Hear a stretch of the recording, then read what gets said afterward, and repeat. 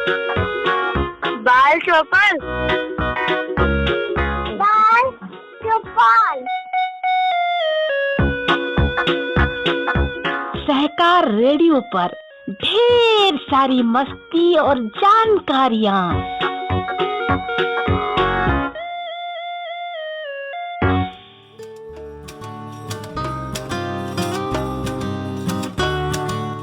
Hello बच्चों, सहकार radio के कार्यक्रम बाल चौपाल में मैं आज आपके साथ हूँ, आपकी गीता दीदी।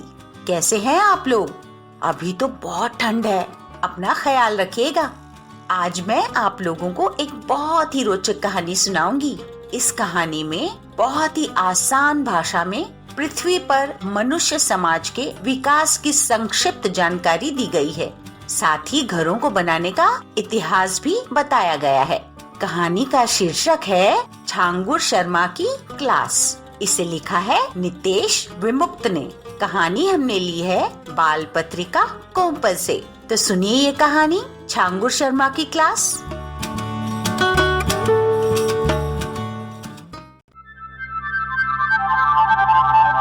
मम्मी जल्दी मेरा टिफिन दो, मुझे देर हो रही है। अरे देती हूँ, अभी तो आधा घंटा बाकी है।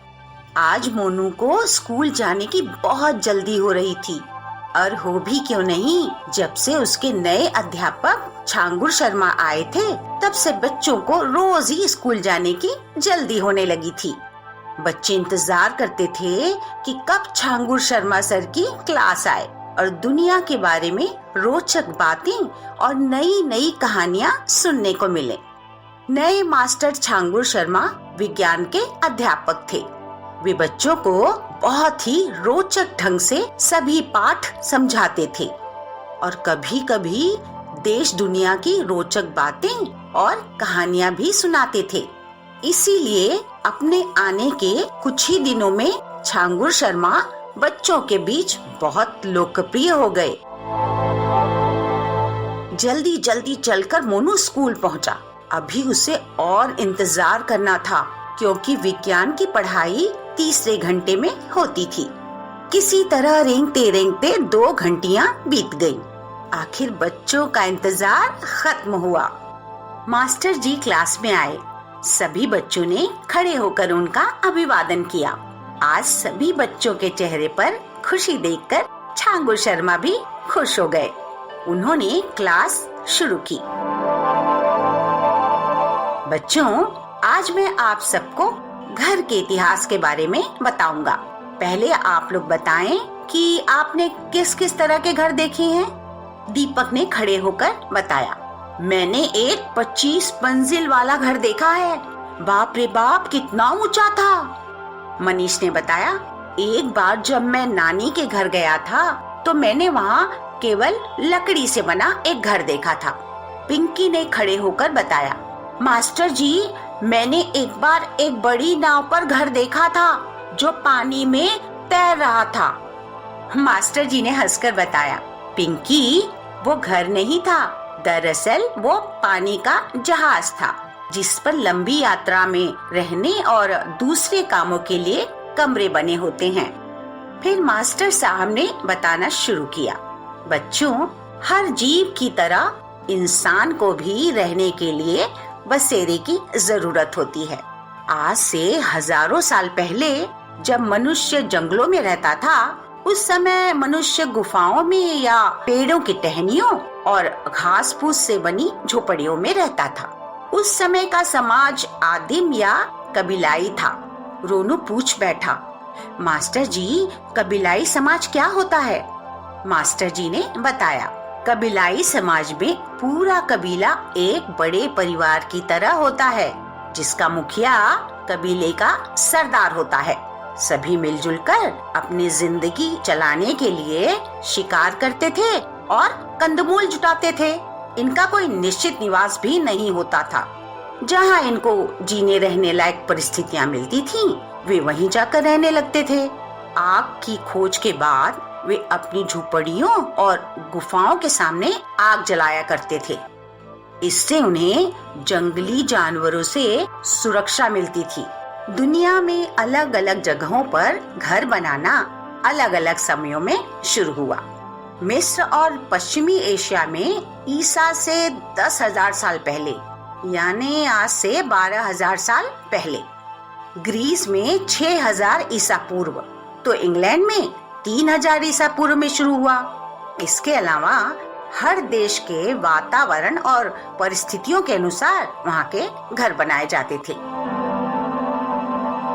इस बीच राजू खड़ा हो गया और बोला, मास्टर जी, मेरे गांव में लोग घास फूस की झोपड़ी में रहते हैं, तो क्या उसे कबीला कहेंगे? इस बात पर सभी बच्चे हंस पड़े। मास्टर जी ने बताया, राजू, तुम्हारे गांव में लोग अगर झोपड़ियों में रहते हैं तो उसका कारण उनकी गरीबी है। पक्के मकानों के लिए उनके पास खर्च करने लायक पैसे नहीं होते। पर कबीलाई युग में पैसे का सवाल ही नहीं था। पक्के मकानों की तकनीक अभी तक खोजी नहीं जा सकी थी, इसीलिए लोग घास फूस के घर बनाते थे। समाज का विकास हुआ और एक ऐसा समाज आया जिसे दास समाज के नाम से जाना जाता है। इस समय तक मनुष्य के औजार और दिमाग दोनों पहले से अधिक विकसित हो चुके थे। अब पत्थरों को काटकर दास अपने मालिकों के लिए बड़े बड़े महल और किले बनाने लगे। पर दास अभी भी घास फूस की झोपड़ियों या जानवरों के बाड़े में ही सोते थे। दासों की जिंदगी जानवरों से भी बदतर होती थी और उन्हें कोड़े मारकर काम कराया जाता था। इसी समय दासों की सहायता से दुनिया की कई अनोखी चीजों का निर्माण हुआ। इनमें मिस्र के पिरामिड और चीन की महान दीवार प्रमुख है। इनको बनाने में 20 साल और लाखों दास लगे। बच्चों को ये सुनकर आश्चर्य हुआ कि पहले लोगों को दासों के रूप में जानवरों की तरह रखा जाता था। मास्टर जी ने कहना जारी रखा, उसके बाद जब हमारा समाज और विकसित हुआ तो खरीदे बेचे जाने वाले दास नहीं रहे, लेकिन जो समाज बना उसमें कुछ हद तक स्वतंत्र किसान आए जिनके पास जमीन का छोटा टुकड़ा था, लेकिन उनको सामंतों और जागीरदारों के खेतों में बेगार करनी पड़ती थी और अपनी खेती पर लगान देना पड़ता था। इस समाज में भी ऐसे मेहनत करने वाले लोगों के हिस्से में छोटे छोटे और कच्चे मकान ही आते थे। ये अक्सर घास फूस, लकड़ी और मिट्टी की सहायता से बनाते थे। घर बनाने में लोग एक दूसरे की सहायता करते थे। दूसरी तरफ सामंत और राजा भव्य इमारतों में रहते थे। उनके महलों को बनाने में पक्की ईंटों, कीमती पत्थरों, लकड़ी और धातुओं का इस्तेमाल होता था। सीमेंट की खोज अभी नहीं हुई थी।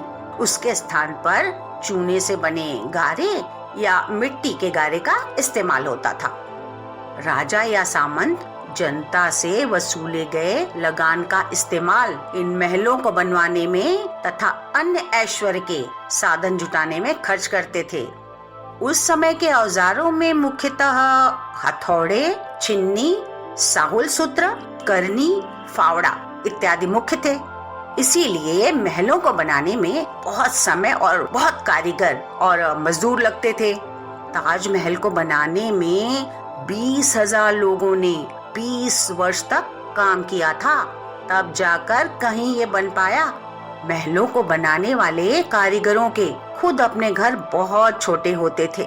इसके बाद मास्टर जी ने आगे बताया, बच्चों, जब समाज और विकसित हुआ तो नए नए औजार बनने लगे जिन्होंने भवन का निर्माण करना आसान बना दिया।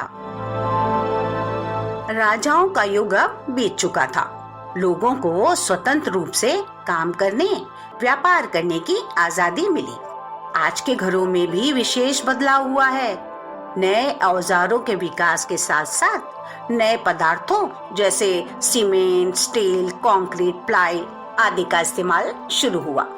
आज नई विशालकाय मशीनों और नए पदार्थों के इस्तेमाल से बहुत कम समय में बहुत ऊंचे ऊंचे भवनों का निर्माण संभव हुआ है। घरों के निर्माण का काम आगे बढ़कर आज बहुत बड़े व्यवसाय का रूप ले चुका है। इसमें अब ये देखा जाता है कि किस जगह और किस तरह का मकान बनाने में आगे चलकर अच्छी कमाई हो सकती है।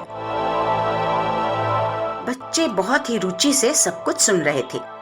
इस बीच पिंकी ने पूछा, मास्टर जी, हमारे पास इतनी अच्छी मशीनें हैं और नए औजार हैं, पर आज भी बहुत से लोग फुटपाथों पर क्यों सोते हैं?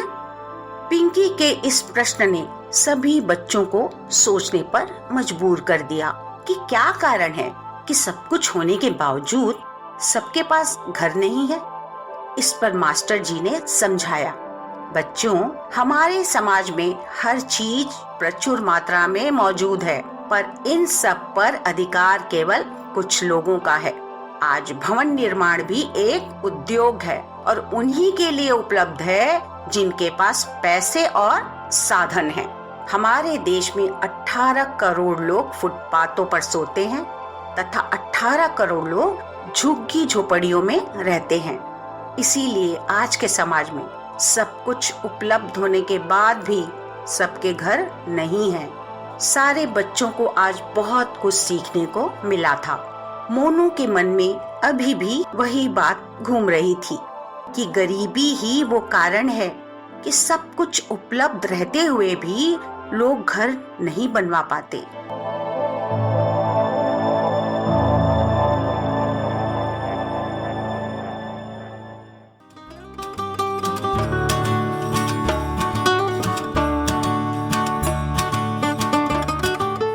तो बच्चों, ये थी कहानी झांगुर शर्मा की क्लास।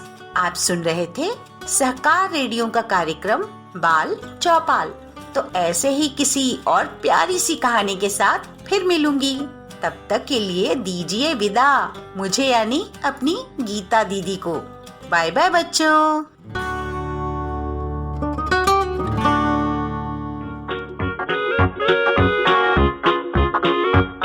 बाल चौपाल, बाल चौपाल, बाल चौपाल।